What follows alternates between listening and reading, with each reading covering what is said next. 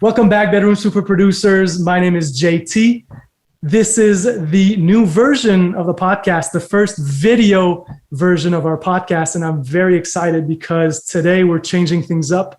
I've got a very special guest in the building, or in the virtual building, shall I say. We've got Gabe from Legion Beats, and I thought I'd invite Gabe on the program because, as you know, I automate all my beat sales online using music licensing and music libraries. But a lot of people have asked me, how do I get my beat store to sell daily? How do I do marketing? How do I do branding? And I figured I'd get one of the world top experts on the subject. And here he is, ladies and gentlemen, Gabe.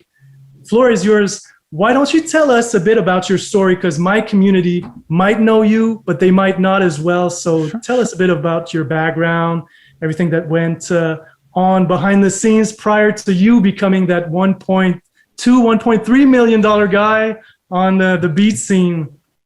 Man, well, thank you for that intro. First of all, it's honor to be on the show, and we spoke before this, and I mentioned I got your book a while back, so I've been a fan. So appreciate you just giving me the opportunity to speak to your audience and to hang out with you too. So, yeah, man. So my name's Gabe Schillinger. I've been producing and engineering for like 20 years now, and spent about the first decade plus kind of trying to go, let's say, the industry route, so trying to chase placements. And so here where I live in the Bay Area in California, it was getting placements with the local rappers out here, the E40s, Too Short, Keek the Sneak, Mr. Fab, all the guys that I grew up listening to that maybe people aren't from the Bay. They're like, what? I've never heard of, any of those guys, but those are the legends from out here at least. And, kind of work my way up there, and even later got a chance to engineer and even produce for some bigger names outside the Bay as well.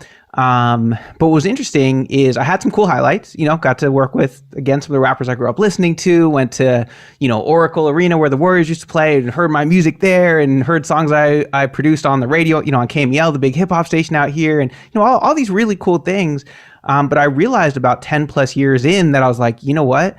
I'm, approaching 30 years old at the time, and I am barely making any money doing this. Like just a little bit here and there, making a little bit of money here and there.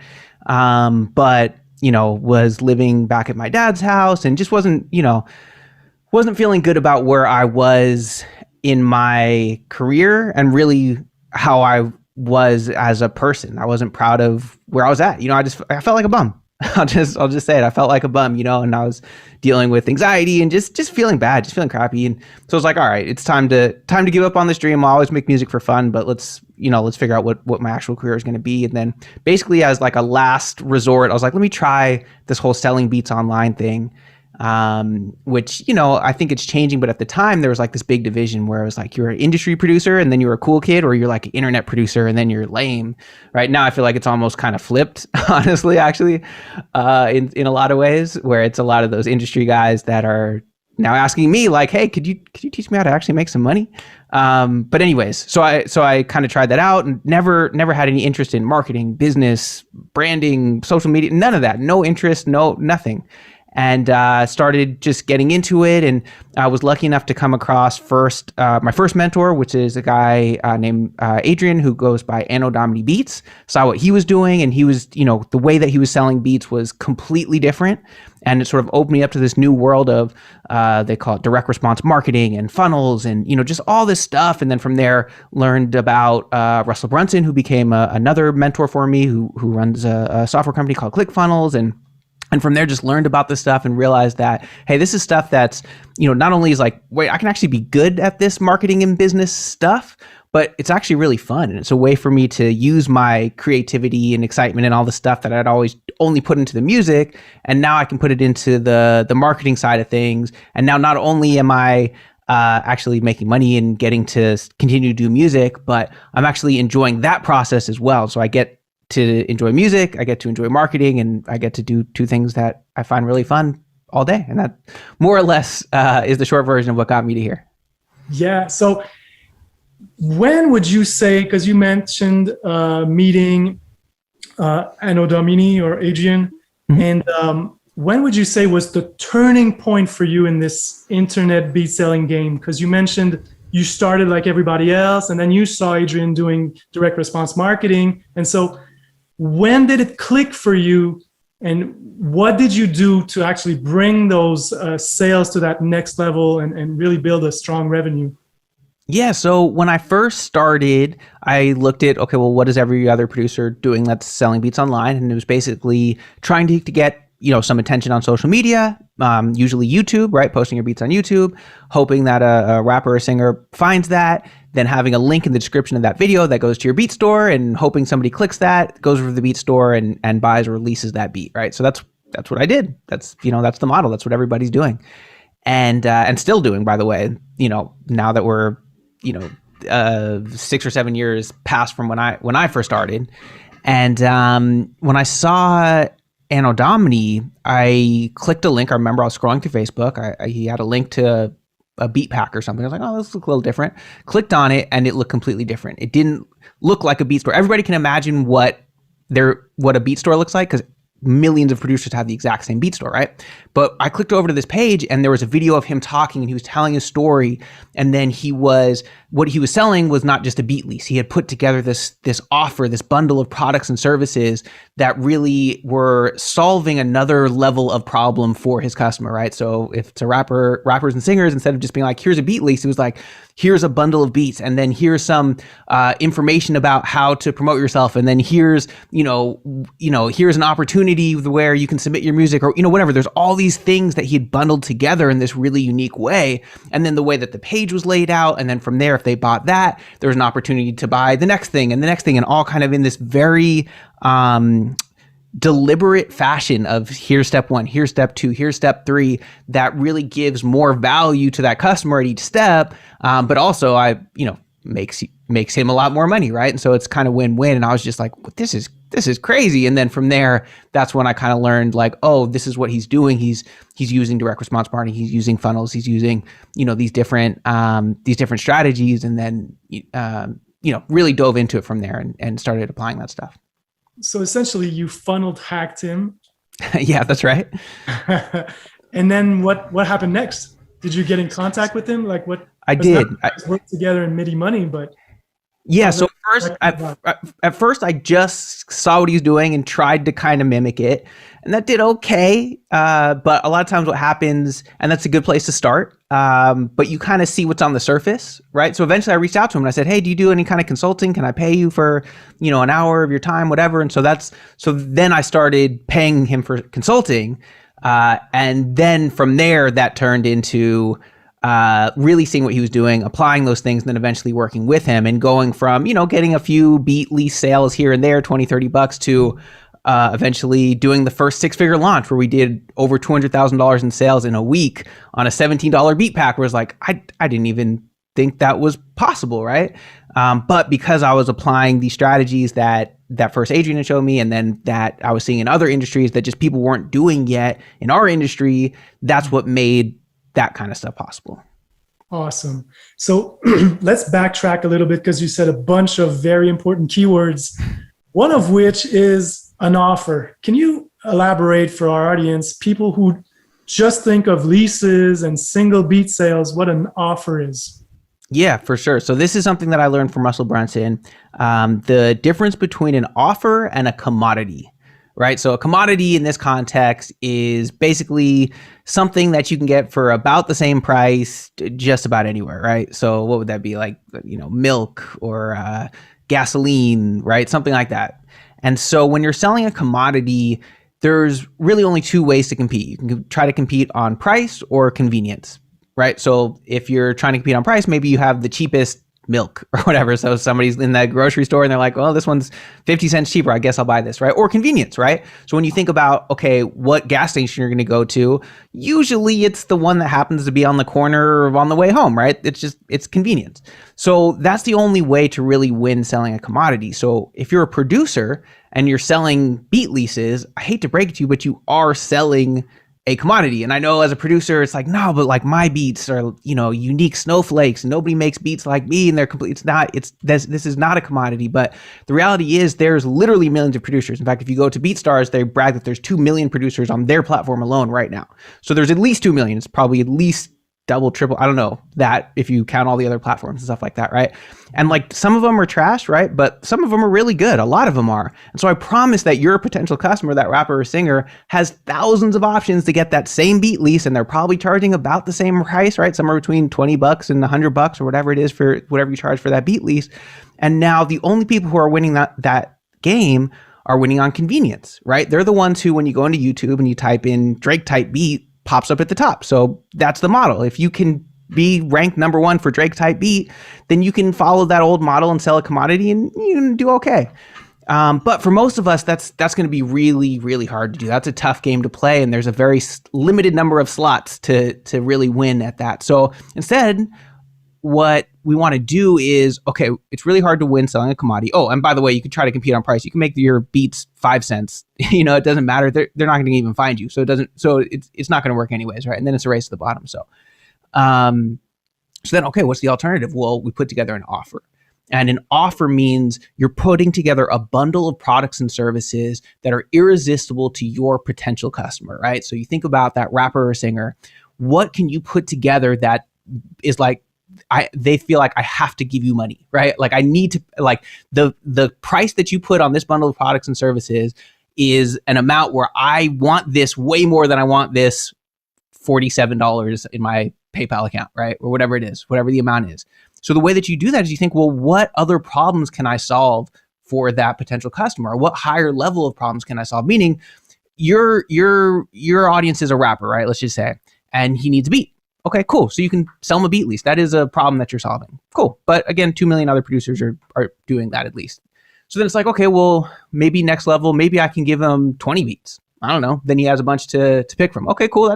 That's another level. But then it's like, okay, now I've solved that problem, but now he's going to go record that at home and it's going to sound terrible. So it's like, okay, well, maybe I can mix and master that song for him. Or maybe I can give him a training that's going to teach him how to mix and master it at home. Or maybe I can give a PDF or video course that shows how to set up your home studio. Or maybe I can teach you how to rank on or how to get onto Spotify playlists. Or, right, just think about all those other problems that your customer has. If you can solve more of those problems, now all of a sudden your offer becomes this unique bundle of products and services that's irresistible. Your customer, they're happy because they get more value. You're happy because you can actually make a whole lot of money because people are going to actually pay you for it. I hope you guys write fast because there was a lot there and you need to take notes. Classes in session, ladies and gentlemen. So offers is one new way for producers to separate themselves from the pack. Now, we also talked about funnels. So now can you define what a funnel is and break down some of the mechanics in terms of technology and marketing know-how, if you will? Yeah, so funnels, it's one of those things that a couple years ago, I feel like most producers hadn't really heard that concept in marketing. Now it's become a bit more popular where they've at least, we're starting to hear it a little bit more. But I think there's a lot of misunderstandings. People think a funnel is software, or they think a funnel is this exact thing where you give 5 free beats and then you sell this thing or whatever.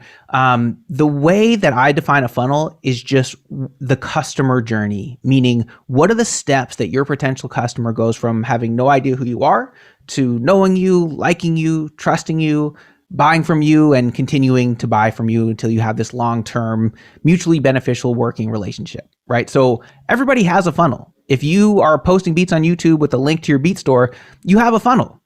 Your funnel sucks. It probably doesn't work very well. You're not delivering a lot of value, right? But you have a funnel. That's your sales process. If you're, selling clothes at a brick and mortar, a physical store, and you have a sign outside that says, "Come in and buy some clothes," that's your funnel. That's how you're attracting people in. And then you have a process, they come in, right? So everybody has a funnel. The difference when we talk about building that funnel is having a funnel on purpose and saying, okay, how can I actually deliver more value at each step? How can I I don't want to say push people through each step, because it sounds like you're doing something they don't want to do, but how can I make it irresistible at each step to where it's more value to them? So just like here's step one. Let's say, cool, you're posting your beat on YouTube, but now on the link in the description, instead of buy this beat here, it says click here for 5 free beats. Now all of a sudden you're changing that experience, right? Now you're giving something of value first, right? Now instead of a tiny percentage of people clicking that link of going to their beat store, now a much higher percentage is gonna be like, oh yeah, I want some free beats. That sounds great. Right. So that's just one step that you could do. Right. Then from there, instead of sending them, let's say, to your traditional old school beat store, maybe you send them to what we call an opt-in page. And on that opt-in page, it's like if you go to my opt-in page, you'll see it's really simple. It's basically, it'll say something like, get this thing for free, right? Let's say maybe some free beats and maybe a couple sentences about why that's awesome. And then basically they can enter their name, their email, and their phone number, or they can leave. And that's it. There's not links to my social media. There's not 100 beats for them to scroll through. There's not menus and sub-menus and all these different things that are going to distract them and not ultimately take them through that next step. And then from there, then there's the next step. So I could keep going on this forever, but you see at each step of this process, those are just steps 1 and 2. At each step of that process, I'm delivering more value. I'm having more people take that next step, and I'm building that relationship in a way that is ultimately going to build my business in a sustainable way. Yeah. So notice how Gabe showed us that the funnel is restraining the number of things you can do on the page. And the old school model, I think, as you said, if you click on the link in the description, there's a lot of ways you can break the communication and the relationship. And so the idea of a funnel really is to singling out this one action that you want your beat purchaser to do, essentially. So let's go back real quick to that 200K launch. When was that? Like what year? So the first one we did when the first 6-figure launch, that was 2018. Okay, so pretty recent. And can you explain to us a bit more about the mechanics of, because you said $17, so you must have had massive traffic. How do you drive such big amounts of traffic in one go or a few goes? Yeah, that is a good question. And there's the answer. So there's a lot of ways, for one thing, and we could get deep into a bunch of them. But let me start with one, which is, I think a lot of times as music producers, as creatives, just as people, we look at social media and we think that the goal is to get more followers, more subscribers, more likes, more comments. And all those things are great. Those are good things, right? It's good to have. It's you're interacting, you're engaged, your people are engaging with you, and ultimately, hopefully, you can elevate them to whatever that next step is, whether that's buying beats or your album or merchandise, whatever that next level is, right? But in my opinion, the goal is not to get likes or comments or subscribes or follows. My goal on social media is to take that person from that platform and bring them onto my platform. So you talked about traffic, and again, this is another thing I learned from Russell. You can just assume if I say something smart, I probably learned from Russell Brunson. But anyway, this is a concept that I learned from him, which is yeah. By the way, Russell Brunson is one of the most interesting guy I know on the web. He's a genius at marketing. Buy his books. Yeah. And do your homework, because it's really, it's going to change your world. Keep going. So. Yeah, no, it's true. I mean, yeah, all of his books, but his .com Secrets, when I read that book, it like literally changed my life. Exactly. And it's been amazing now to see Anno Domini, Russell Brunson, these guys, are my heroes, people that I just really try to model myself after. And now it's like, now I'm friends with these guys and I get to work with them. And in fact, literally today we're recording this on a Wednesday. On Tuesday, Russell just released the .com Secrets Summit, which is a big summit around the .com Secrets book. And I was invited to be one of the 30 speakers on that summit to show one of my funnels. So it's just crazy to see like all this stuff is possible. Like I was just like whoever you are listening to this or watching this, like just another dude, just a producer who just didn't know anything about marketing or any of this kind of stuff, and got a little interested in it and put the time in, and now it's like, now I'm here. So anyways, just to say that all that stuff is possible, and check out everything Russell does. But the concept that I was going to talk about is the difference between traffic that you're borrowing and traffic that you own, right? So if you have a follower, let's say on Instagram, do you own that traffic? Well, no. You know who owns that traffic? Mark Zuckerberg, right? He owns Instagram, right? He owns Facebook. Those are his platforms. He owns those, right? You also have a subscriber on YouTube. Is that your traffic? No, that's, Larry and Sergey, the dudes who run Google. They own YouTube, right? That's their traffic. And guess what? They own it. They can do whatever they want with it. And the algorithms change. They can shut down your account. These things not only can happen, they happen all the time. It's the evolution of every social media platform, right?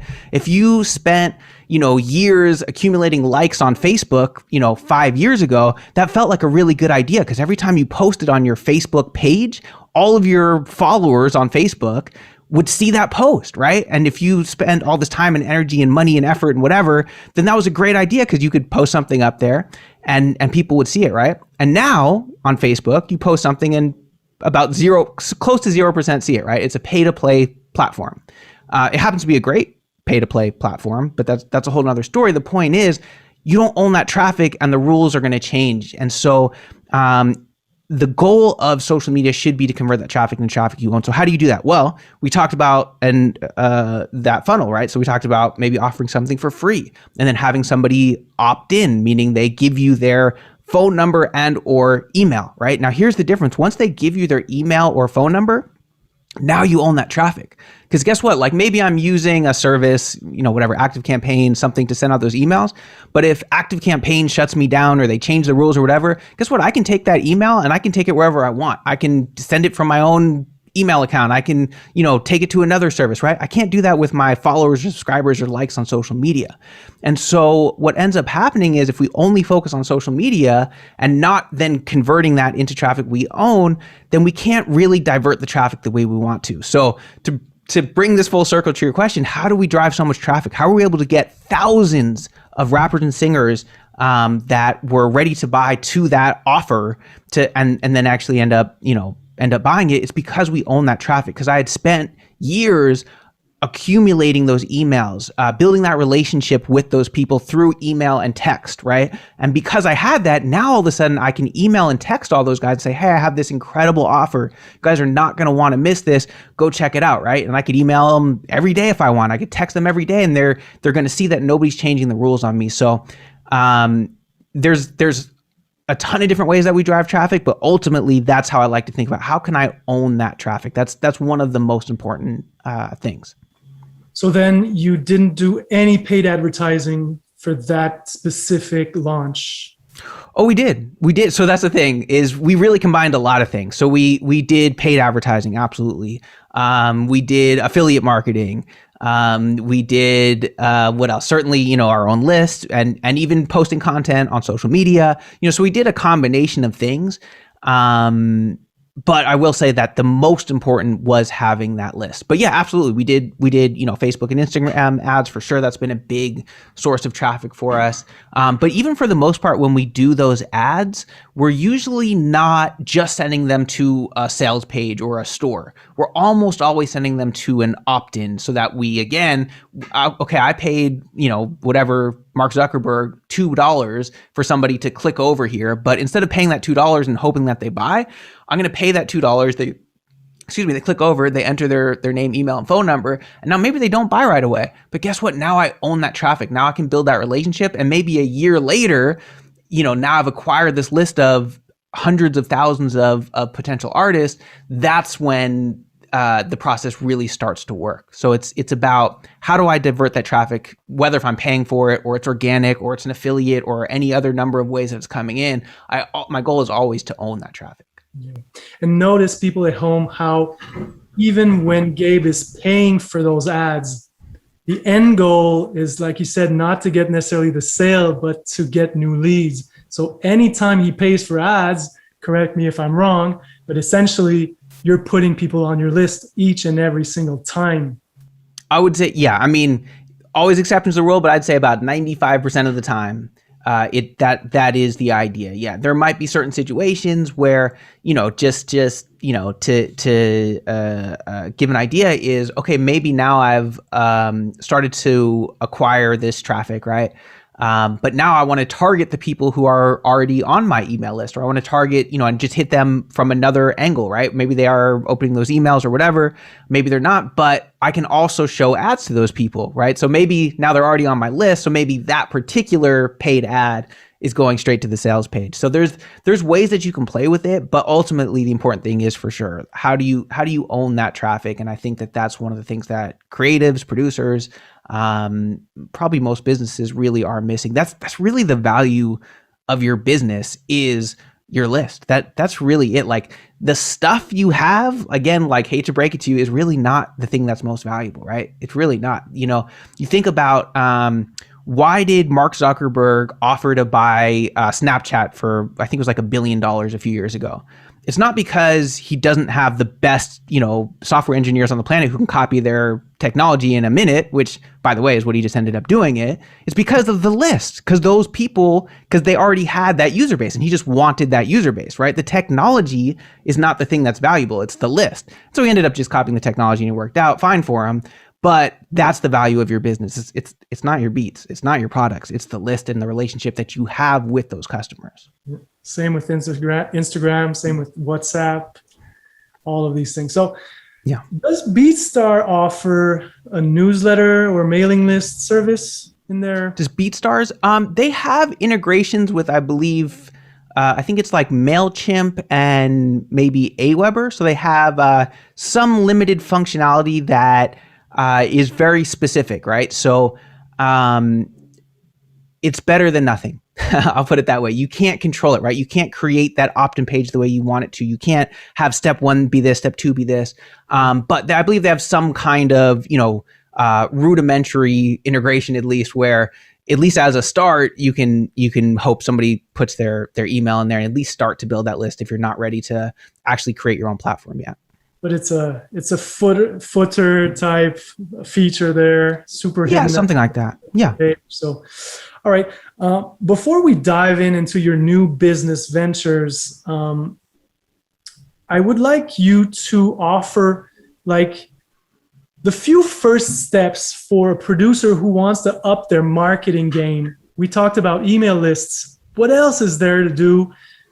Because of course we want people at home to change their mentality when it comes to social media, because it's traffic we don't own. What else should we get started with to build a real good business, beat selling business? Yeah, so I'd say, just to summarize some of the stuff we talked about, put together an offer, figure out how can you give more value and create something unique that's not, again, just another beat lease, right? Creating that traffic you own. And by the way, just to be clear, I don't think social media is bad. Like, almost all of those email addresses and phone numbers that we got were from social media, whether if that's paid or organic. So it's a great place to go find those customers. Just don't have that be the end goal, right? So always think about building your list. Think about how can you create an offer that's irresistible. Think how can you create a process that's going to be enjoyable to your customer, right? Everything from like, how do you find them in the first place? How do you get their attention? How do you get them to move from that platform, whatever they're on, whether if that's YouTube or Instagram or TikTok, or wherever it might be, onto your platform? So how do you get that phone number or email, and how do you get them over to your funnel, your site, your page that you can control? And then from there, it's also like, okay, now what's the next step? Because sometimes we think, okay, that's it. I just want to sell them this one. Okay, I got my first offer. It's great. It's a beat pack or whatever. It's like, cool, that's step 1. But now what are some of the additional things we can offer? Well, now what I can do, like, for example, we did that $17 beat pack, or more recently we did one that was $47. So I use that example. So the beat pack was $47, right? And it was 30 beats. And that sounds crazy, right? It's like, God, like I usually sell one beat lease for $47.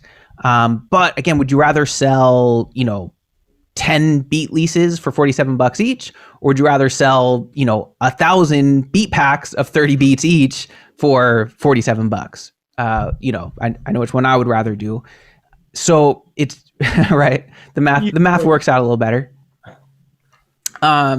So it's like, okay, so it was $47, but here's the thing, it was $47 for that beat pack. But then it was like, hey, would you be interested in getting the track outs, the stems, for this? Oh, cool. Check this box. That's it's an additional, I think we charge $47. Right. So now it's like, oh, okay, now instead of just paying, $50, now it's another 40.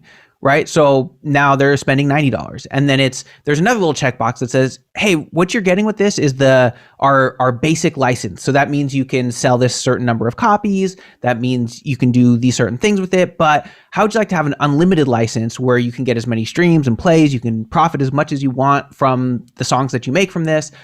Check here to get the unlimited license for an additional, $57 or $60. Now all of a sudden they're spending 50 plus 40 plus 60, right? Where I lost track of the math, but $150, right? And then from there, it's like, okay, now they buy that. Now on the next page, it's, hey, we also put together this other bundle. It's incredible. It includes some different beats and this other offer. Oh, cool. Let me go ahead and get that for another $50 or $100, right? So it's how can you create that process? How can you keep giving more value at each step? And then what ends up happening is, yes, maybe the initial product is $17 or $47 or whatever, but ultimately that customer ends up paying, $150. And it's not a trick, right? It's not like, oh, I scammed that guy at $150. It's like, no, they got so much more value from that $150 than they would have from basically any other producer. So they're happy and I'm happy. So how can you create that process is really the whole game, honestly. Yeah. And again, just to reiterate, because people might not be familiar with upsells and all of these kinds of things, OTOs. And so you have to picture Gabe's page with a very limited number of actions you can take. If you go to a beat store, you have 100, 300 beats to look at, to hear, to skip over. But then if you get into Gabe's funnel, you have three options. You get the $47 pack, and then would you like to upgrade that with the stems? Then would you like to upgrade that to a better license? Okay, if your mixtape blows up, then you're all set. And then you have a final little goodie that you have at the very end of the process where you can buy another beat pack or a few beat packs. Because I did funnel hack that funnel, and I ended up with $199 worth of beats and services. And so I'll answer for myself, but the idea behind this model, guys, is that instead of, like he said, selling one license for $20 or one license for $47, you end up for each customer with a way bigger bill of $150, $200, maybe even more. And that's the idea, is that you grow that average card value to times 5, times 10, maybe, depending on how much value you can bring to the table. Yeah, exactly right. And so that's step one, really. Okay, so forget about the B stores, or at least figure out a way to build a mailing list, and then tell us where you branched out now, because times is of the essence. We don't have a whole lot of time left, but I want people to understand just how diverse now your empire is. Yeah, man. So basically, spent the last, 6 or 7 years learning all this marketing stuff and building Legion Beats. That's, the name of my production team, up and learning how to do these launches and sell these beat packs and all this kind of stuff. And eventually got to over $1 million total in sales, selling beats, which is something that's still kind of blows my mind to this day that's even possible. And then eventually started looking at wait a second, this is working really well for me. It's working for my buddy Adrian. There's so many producers out there that would benefit from learning this stuff.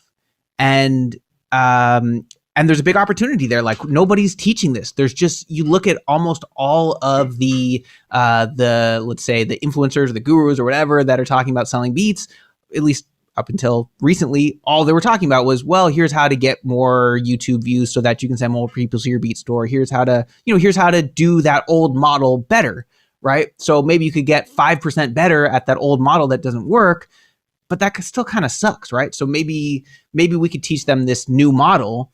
And so basically we teamed up, me and Nano Domini, and we're like, well, let's try teaching this thing. Let's see if people are going to be into it. And so we started a company called MIDI Money and kind of launched it and had no idea producers would be into it or excited about it. But what ended up happening is really we started, reaching out and doing podcasts like this one. And it sort of kind of shocked me, the amount of response we got and how many people were really interested in it. And so now we're at a point where we've got thousands of producers in our community. And so we teach them this process and we give them the templates, like, hey, here's the, those pages we talked about. Here's just the actual one that I used, so that you can now take that and, you still have to tweak it. You have to put in the work. You have to tell your story here. You have to put your offer together that makes sense for your audience, but at least the steps are there. Let me give you my email sequence of email 1, 2, 3, 4, 5, so that you can now model after that, change a few things, tell your story, but it's in a proven format that we know is going to work. Here's the text messages that we send out.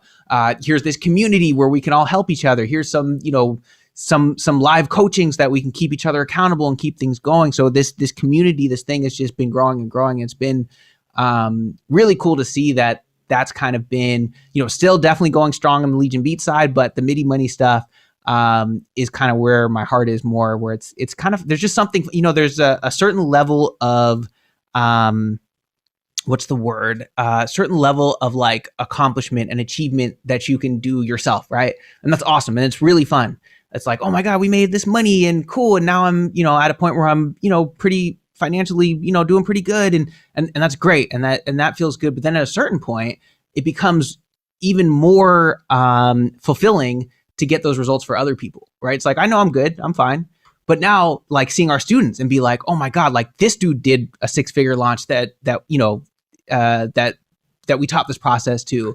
This guy is making $10,000, $100,000. Or really, a lot of times, what honestly I get the most excited about is when I see people reach out to me or post in our group like, hey, I really didn't believe it when I first heard you say it, but I actually think this marketing stuff is really fun now, and I'm excited about entrepreneurship, and I love being an entrepreneur, and I still love music, of course, and now being able to apply that to my music, that mindset shift to me is the biggest thing. So that's been the big focus, is how can we teach not only the tactics and strategies and all the stuff that works, but hopefully how can we change that mindset a little bit from, oh, I hate doing this stuff, to like, oh wait, no, being an entrepreneur is actually kind of fun and cool, and I can use my creativity and these skills that I've acquired as a music producer. I can actually apply a lot of those over in the entrepreneurial space. And so that's been really fun. That's been kind of the focus the last, I guess, year or so, year plus.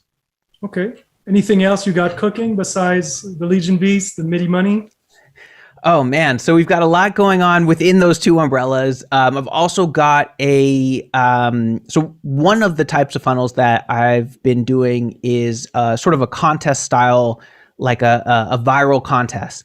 And that's something that I've been doing for a few years now. And that kind of caught the attention of not just the music space or the producer world, but actually kind of the entrepreneurial world, at the bigger world. And so like last year, I actually got invited to speak at Funnel Hacking Live, which is this huge marketing conference. And I was on stage in front of 5,000 people. And, and what I taught was this contest funnel strategy, and, gotten a chance to, like, I was, on the summit and all these different things. And so I have another business that's kind of still in the early phases, but that's sort of to a bigger audience of marketers and entrepreneurs, not necessarily in the music space, but certainly including in the music space, where I'm teaching that sort of viral contest strategy. All right. And so, because I know a lot of my students and followers, they complain that they have a full-time job, they have families, they have all these obligations. And we hear you've got 3 businesses, maybe 4, maybe 5, we don't know. How do you make it all work? Like what's the secret to organizing your time around all of these tasks, priorities, businesses, and all of that? It's a good question. I think so. The answer for me now is different than it would have been a few years ago.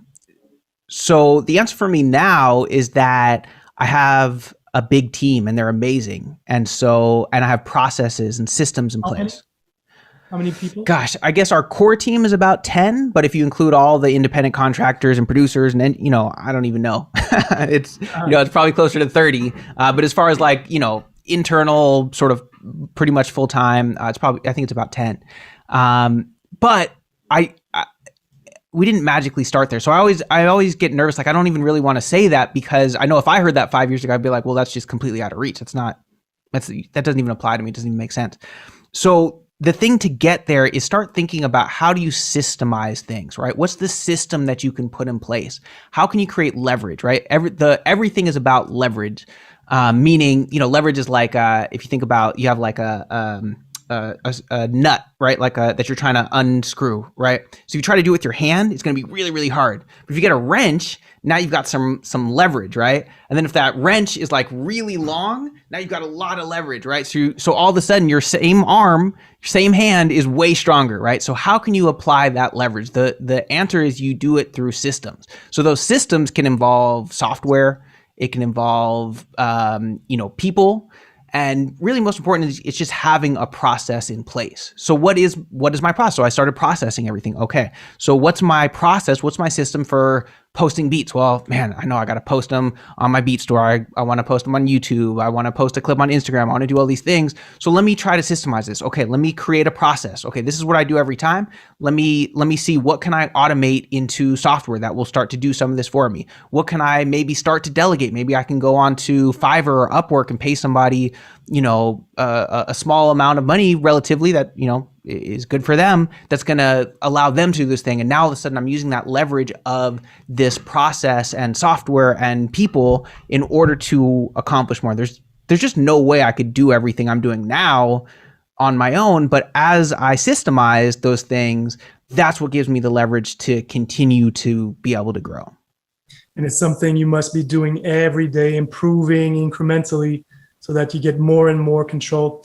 Do you still produce music like for fun, or is it just like, how does it Man, it's been a lot less recently. Really especially the last year or so, it really stopped in a lot of ways, partly because I have a recording studio here. We stopped doing sessions with COVID and everything, and so I haven't been doing it nearly as much lately. I do want to get back into it, and it is fun for me. But the thing that's kind of been more inspiring me recently is the business stuff, is the entrepreneurial stuff. And so I'm sure I'll come back to it. And I don't want people to think that they're exclusive, like you have to only do one or the other, because I was doing both for a long time. It's just kind of my passion more recently hasn't been as much, doing the music, but it'll always be a part of, who I am and what I do. Awesome. So we're pretty much out of time. We talked about a lot of things. If people want to speed that whole thing up and stop wasting their time with the old model, what can they do right now? Yeah, so we've got a training that they can check out. In fact, if you just want to, you're like, you don't want to buy anything I'm selling, that's totally fine. But if you just want to see the process that we use, the funnel, so that you can apply it yourself, just go funnel hack me. So if you go to midimoney.com/training, you'll see what I'm talking about when I say an opt-in page. You'll see it's very simple. I'm going to offer something for free in exchange for your information. So now that I can own that traffic, now I can build that relationship. I'm going to try to give you so much value that you're going to want to take whatever the next step is, and the next step, and you can go as far down that funnel as you want. But just look at that process and see how you might be able to apply it yourself. Yeah, but I think that people out there, go to MIDI Money and watch the training. It's like an hour and 48 minutes. Every second of it I found valuable, even if I'm, well-versed in marketing. I think so.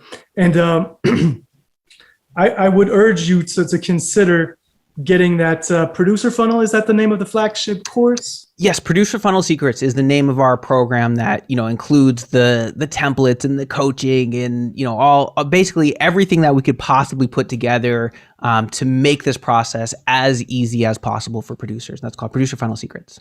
Yeah, and it's a great investment. I think that you can recoup whatever the price. I mean, I know the price of the course, but I think you could really easily do that in like a few months if your beats are decent. And so I think you really have to invest in your game, because Gabe there has been doing it for 20 years, you said? Yeah. Producing and engineering for about 20 years. To do that 20 years, have that job of yours and just wonder when it's going to happen. You got to take matters into your own hand. And I think there's nobody better out there than Gabe and Adrian to teach you that stuff. So I urge you, I'll leave if you're on YouTube, I'll leave a few links in the description. And if you're listening to it on the podcast, MIDI Money, just Google that, you'll find it. And on this note, Gabe, thank you so much for taking the time. I know you're a busy guy, and thank you for enlightening us with all of that knowledge, because honestly, it was like 50 minutes, but if you break it down, it's several years of making mistakes, grinding, struggling, and but keeping the faith ultimately. Yeah, man. No, appreciate the opportunity. I always love geeking out and talking about this stuff. And like I said, I'm a fan of yours and what you do. So thank you. All right. And on this note, we're out.